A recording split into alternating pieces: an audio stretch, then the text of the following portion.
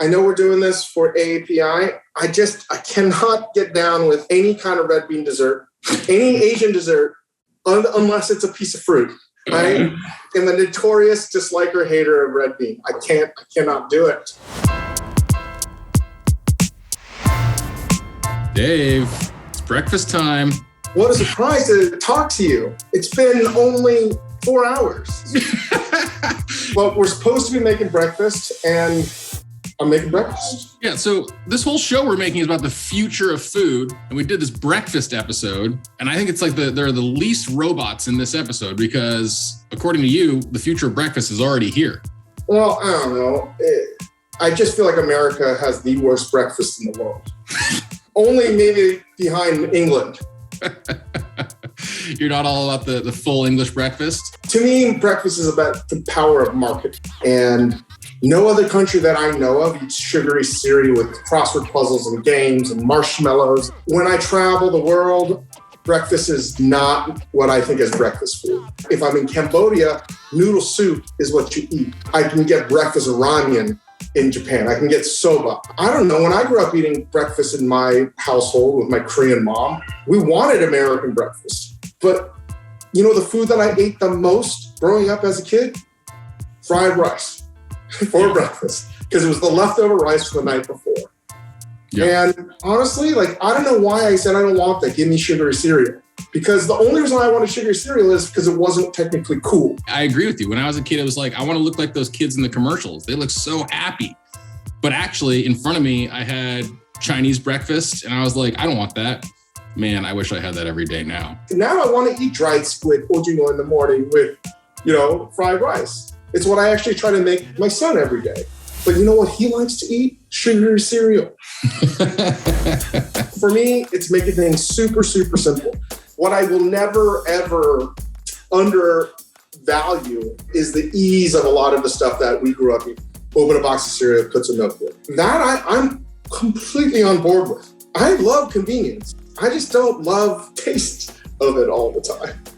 But today I'm going to show you stuff that I normally make. And the thing about breakfast is you can make anything and say, this is breakfast. So what are we making? We're going to make some chow. But I'm going to start this right now. Are you cooking along with me? I'm cooking along with you, man. You're showing me how this goes. You better keep up, because you better just ask, hey, Dave, what are you doing? Because I'm just going to move really fast. The other thing is, I do cook rice in the microwave a lot. I love the microwave. It's very clear, and it's something I use all the time for breakfast, lunch, and dinner. I mean, I think that the microwave thing is really interesting because it's the same idea as this breakfast stuff, where a lot of these ideas of the future of food are already staring us in the face. It's just reconsidering them in new ways, right? Yeah. I joke that the microwave is the machine from the future here in present day. And people don't even understand that. It's like a time machine in their kitchen. And they just look at it, thinking that they're going to grow a third eye. The recipe is 7 eggs to a quart of liquid, and I don't measure anything at home. And you know what I realized? I don't think any Asian households, brown people don't measure shit. Do you agree with that blanket statement? I mean, we do seem a lot less concerned with measurements. Right. How many eggs did you do? 3?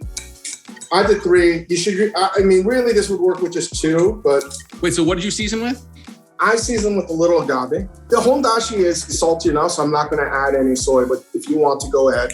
But what I have that you don't have are some pine mushrooms. So I'm going to shave 1 on here. Oh man, let me see what I got. And what I'm going to do is, I had a bag of pine nuts.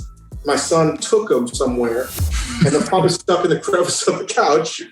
I'm doing a telepathic mind now with my wife, who's in the other room right now. I'm like, please find the bag. Please. So let's just chat while that cooks. Do you think that, in America, eggs means breakfast? Danny Trejo says it in the show. Anything is breakfast if you put 2 eggs on it. In America? Do you think that's universal? In Asia, no. Because eggs are in everything. Eggs are breakfast, lunch, and dinner. Do you think that non-Asian people in America eat as many eggs as we do for dinner? I am the furthest from a cultural food anthropologist, sociologist, historian. I think it's much more of just a meal thing. It's not a breakfast type of thing. Why would somebody say it's not breakfast? I don't know. because it's different. That's it. It's different. Here's another thing. Breakfast for me has to taste like sesame oil. Has to taste like sesame oil. Interesting. Sesame oil and rice. Whew. I feel more hopeful, dude. I feel like people can catch on to this. No, you're wrong. And that's the thing about, I think, the importance of having a conversation like this is to say that acceptance of difference in culture, in food, whether it's API, Hispanic, African American, anything that is not traditionally like white American, it's not going to happen overnight. I can't force somebody that's never had this and say, you got to like this. They're never going to accept it. I think it has to take conversation. It has to say, hey, try this. Oh, if you don't like this, that's okay. You're not a Philistine. You've never had this before. It's okay not to like something, but it's learning to appreciate the difference. It's learning to have that conversation. And that's what has to happen.